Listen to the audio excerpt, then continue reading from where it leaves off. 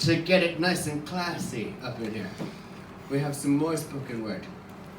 It is a vignette, in fact. You didn't see that coming, did you? No. Reading her vignette, Sex for One. We have a new guest to the space. Please welcome to the space, Jilliana Ranicar-Breese.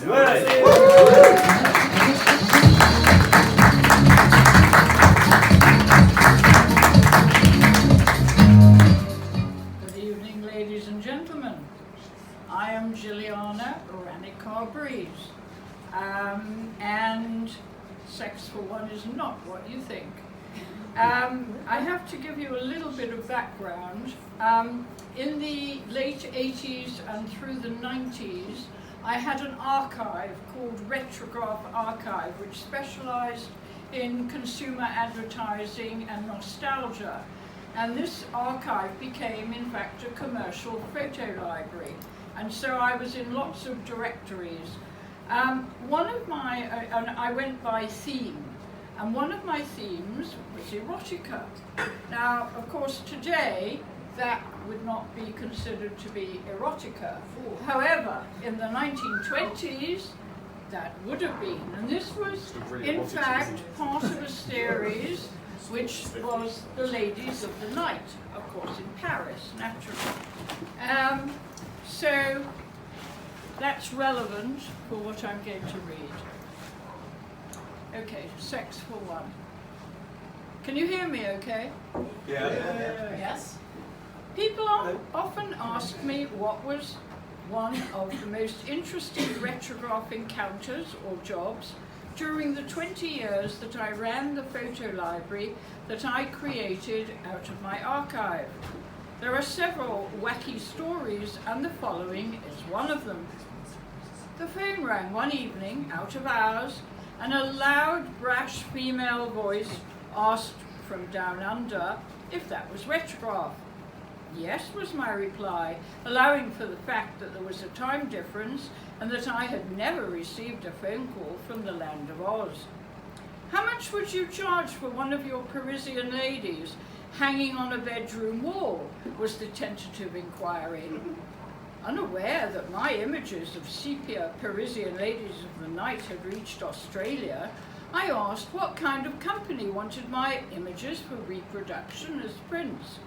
The caller told me to hang on for a moment and screamed across the office, "What kind of company are we?" The answer came back in a word: a brothel. This is all true, by the way. I was fascinated and wanted to know more. I was thus proudly informed that the Madame of the Bordello was Mary Ann Kenworthy. She would be flying to London to receive her golden flying penis trophy. It exists. At the Erotic Awards, an event organised within the infamous annual Sex Maniacs Ball. This international event was first conceived by Tuppy Owens, the pioneer campaigner and sexual libertarian of the 1970s. An appointment was arranged on the Friday before the ball. It was summertime in London, a rare occurrence. I researched Langtrees on the net after I had received an email that Mary Ann wanted to see my entire collection of the Ladies of the Night.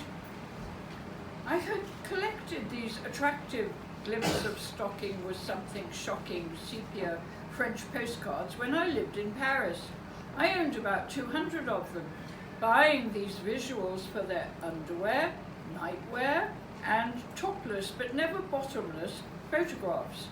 The ladies almost became friends, as some I recognized immediately as if to say bonsoir. Eventually they were used on book covers for out-of-print erotic books, and finally 30 of them, carefully chosen by me, beautifully reproduced in a print book in the late 80s. That's one of them. I believe the print one was 50,000. But where are these prints today, I asked myself. The ladies from the roaring 20s, long gone to heaven or hell. I couldn't wait to meet Madame, having convinced myself she must be one of the voluptuous ladies on the Langtree's website. So I was amazed when a healthy-looking, smiling, with bright white teeth Jane Fonda look-alike arrived on my doorstep, punctually with Lord Trev, her blotchy red-nosed minder. She was wearing a short white skirt with a simple white shirt and white pumps, no jewellery or a vestige of makeup. Madame studied my entire erotica collection and then changed the subject. It became obvious that it was almost a social call. Lord Trev sat looking bored at the presentation, dying for some booze. Finally, he couldn't stand it any longer and went off down Kensington Park Road in search of a drink. He'd seen it all before. He was in charge of the girls. Madame seemed to be quite maternal and would advise her flock when they had female issues. I asked Madame how she became a working girl all those years ago. She originally came from New Zealand. It was unclear how or why she got to Australia, and especially the old gold mining town of Kalgoorlie. But she was happy to talk about how she got into the sex industry. Madame told me she was on benefit and was struggling to make ends meet as an unmarried mother. On her way to collect her meagre allowance, she passed a Thai massage parlour, and on her way back dropped in to see if there were any jobs going. That was the start, and she never looked back. No doubt she got her training and had the aptitude for further services on offer. How she met the brothel owner of the rundown bordello on Hay Street, she didn't say, but inspired by the actress and courtesan Lily Langtry, King Edward VII's mistress, she bought the business from the outgoing Madame and the goodwill that went with it. She quickly set to work, and the rest is history. I had already looked up her website and knew that there was a boxing ring boudoir and a circular large bed in another. Each boudoir had a special name. She described her girls to me and even had a Scottish grandmother on her books wearing a red tartan miniskirt for those who liked an older woman. She went on to explain she'd opened a museum too and charged the curious public an entrance fee to learn about how the gold miners working in the mines in the 19th century imported in French prostitutes, as they were considered to be the best lay. After all, the miners who lived in tents needed a little relaxation after their daily hard work. Thus, prostitution in Kalgoorlie had always been legal. Mary Ann told me that the next night she would be going to the famous Sex Maniacs Ball and had been nominated for a trophy for her role in the sex industry. She would be awarded a golden flying penis in a ceremony like the Hollywood Oscars. The annual ball had been devised by the infamous libertine Toppy Owens in 1986, along with the Sex Maniac's Diary and a Little Red Love Book, which began in 1972. I recall buying one of these diaries, not for the Pertou's addresses in Paris, but because I was a dealer of optical illusions and optical toys back in the 70s and 80s. And the pages, if you flicked them quickly, like a flick book, showed a silhouette of a couple in action. However, without my permission, my Portobello Road postal address was given as Vintage Collectibles Erotic Dealer, probably due to my collection of the ladies of the night. I only found out because a sex maniac wrote me a letter telling me what he wanted to do to me in no uncertain words. Mary Ann told me about her favourite book, which she always travelled with, entitled Sex for One. Would I like to see it? Yes, I enthused. With that, she agreed to come back on her own the following morning to show me her treasure. I had to think about her offer because it meant I would be losing a couple of hours of business at Portobello Road on my stand. But then you don't meet a sex maniac brothel owner every day, so I finally agreed.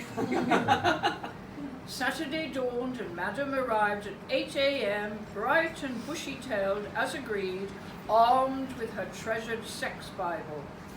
Just as she was about to enlighten me, my husband Martin, not getting his daily coffee fix in bed as I was otherwise engaged, popped his head around the door, minus his glasses, to say hello. Mary Ann, with the page open on diagrams of vaginas in all shapes and sizes, shouted out in a brash Aussie drawl, "Which one is Jilliana's?" Out of his depth, Martin mumbled he didn't know and beat a hasty retreat to the kitchen. We giggled like schoolgirls. Well, British men are not so sexually curious, are they? Time to go. Portobello and business for me and a flying penis for her. We parted company with an embrace and her promise to post me a corporate brochure which she had brought with her but left in the hotel. She would be leaving on Monday back to the land of Oz. Our paths were never to cross again. On Tuesday, true to her word, I received a large envelope. Inside was a CD of a tour around the bedrooms, the corporate brochure with a glamorous studio photo of her a la Fonda, a vulgar large square fridge magnet, and a red baseball cap by the company Get Ahead with 2 numbers in black on the cap. Not 69, but I was suspicious of the numerical meaning. I wrote to say thank you and ask about the number. Yes, I was correct. It was the macho desired member number. I never wore it, despite looking good in red and black. I didn't want those persons unknown in the know to know. It takes one to know one. Epilogue number 1. Some years later, my husband and I sat at the captain's table on the high seas, heading towards Vietnam, when we were split up and I was placed next to an older Aussie redneck, while his wife was way down the table next to Martin. Oh God, thought I, this is going to be a dull conversation without a common interest point. How wrong I was. The usual boring conversation opening, having never been to the land of Oz, I politely asked which city he was from. Well, you guessed it, Kalgoorlie. I gasped, casually saying I knew a woman there called Mary Ann. So did he. In fact, he hollered down the table to his wife, guess who she knows? Are you a client? No, he explained. He was the main agent for Ford in Australia before his retirement and knew the original madam. Each of her girls, as a perk for good work, were given a red Ford sports car, and Mr. Redneck was the supplier and personal friend of madam, although I didn't dare ask how personal. Epilogue number 2. About 4 years ago, I was at the WOMAD festival in the medieval Spanish city of Cáceres. I was at a local bistro when in walked a well-heeled couple who sat at the other end of the restaurant. However, they could not read Spanish and had difficulty ordering. Jilliana to the rescue. The attractive woman was from Sweden, and her companion, Kalgoorlie. My cue to mention Madam, who this man had interviewed because she'd made the headlines. Madam had gone political, like Cynthia Payne in the UK, and the police had closed down her Sydney brothel. She was protecting women's legal rights and her working girls.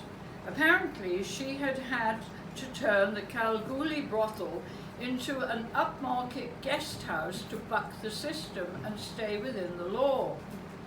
Still at the helm, 15 years or so later, I checked her out on YouTube and watched her on video promoting her now not so new business. Well, we know what goes on behind closed doors, the oldest profession in the world.